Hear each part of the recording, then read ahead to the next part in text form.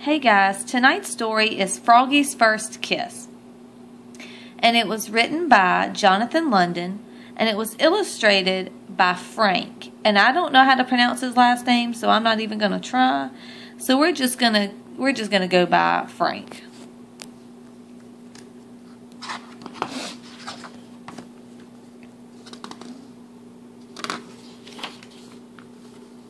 Here's our title page. And our dedication page. It says, for Aaron and Sean, 2 froggies, and for their mother Maureen. And then it says, and for a very special librarian, Mary Lynn McLaughlin. And then for the Valentines, Ken, Alma, and Rhapsody. It was the week before Valentine's Day, and for Froggy, Valentine's Day meant candy. But it also meant love. What does Valentine's Day mean to you? What do you think of when you hear Valentine's Day?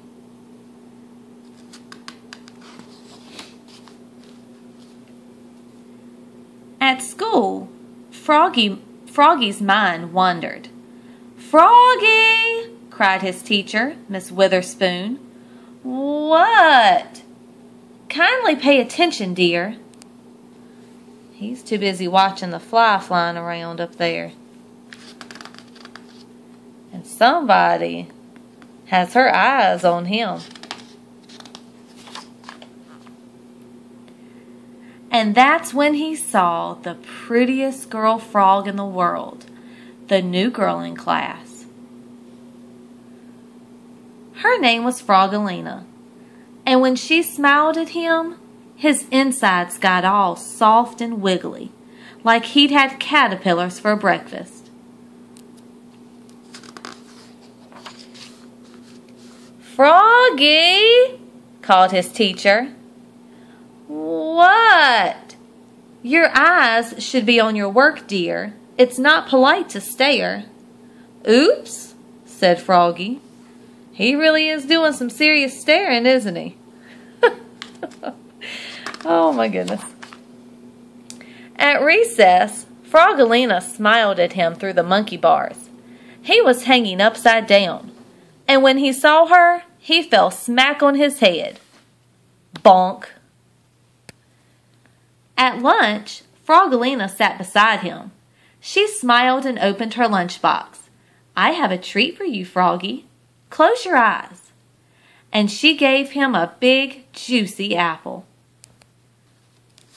Wasn't that sweet? After lunch, Froggy and Froggalina played tetherball together. Froggalina wound up, socked the ball, and Froggy was so busy gazing into her eyes, the ball hit him in the head, bonk, and knocked him down.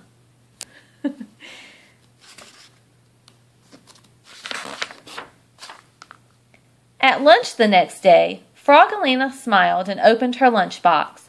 "I have a goodie for you, Froggy. Close your eyes."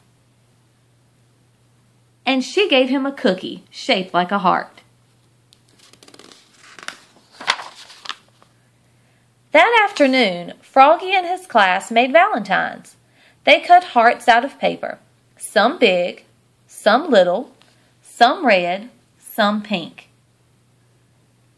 And on just one, Froggy wrote, "I love you." He didn't want any of his classmates to see, especially Froggalina, so he worked under his desk.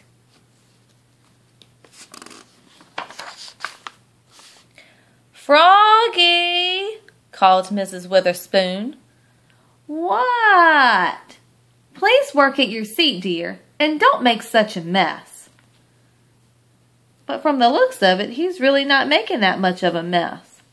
However, this kid over here, he's got quite a bit of a mess going on.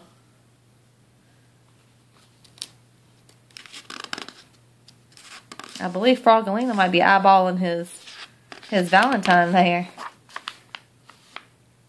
When Froggy stood up, he hit his head on his desk. Bonk. And everybody laughed, especially Froggalina. At lunch the next day, Froggalina sat beside him again. She smiled and opened her lunchbox. "I have a surprise for you, Froggy. Close your eyes." And what do you think she gave him? What do you think she gave him? So far, she's given him an apple. Let's go back and look. The first thing she gave him, well, if I ever get there, here we go. The first thing she gave him was an apple. The second thing she gave him was a heart-shaped cookie. And now, let's see what she's going to give him. A big, juicy kiss. Smack on his cheek. "Blah!" spluttered Froggy, looking more red in the face than green. So how do you think he felt about that kiss? I don't think he thought too much of it. I think he's a little embarrassed considering he's blushing. That's what you call it when something happens and you're like embarrassed and your face turns red. We call that blushing. Froggy grabbed his lunchbox and flopped away. Flop, flop, flop. His tummy felt so weird he couldn't eat his lunch, not even dessert. On the bus home after school, everybody teased him, even Max, his best friend. They sang, "Froggy has a girlfriend, Froggy has a girlfriend." "No, I don't," cried Froggy. When the bus stopped, he flopped all the way home. Flop, flop, flop. But his heart felt heavy. Was it love? Was it hunger? Was it his backpack filled with the Valentine cards? "What did you do at school today, Froggy?" asked his mother. "We made Valentines," said Froggy. "Did you make one for someone special?" Froggy turned almost purple and flopped into his room. Flop, flop, flop.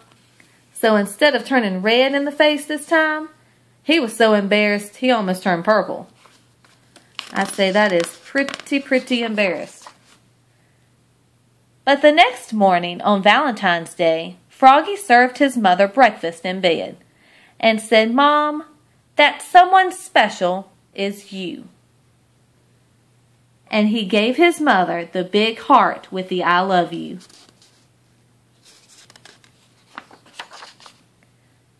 And his mother gave Froggy a whole bunch of kisses. Candy kisses. She must know how much he loves candy.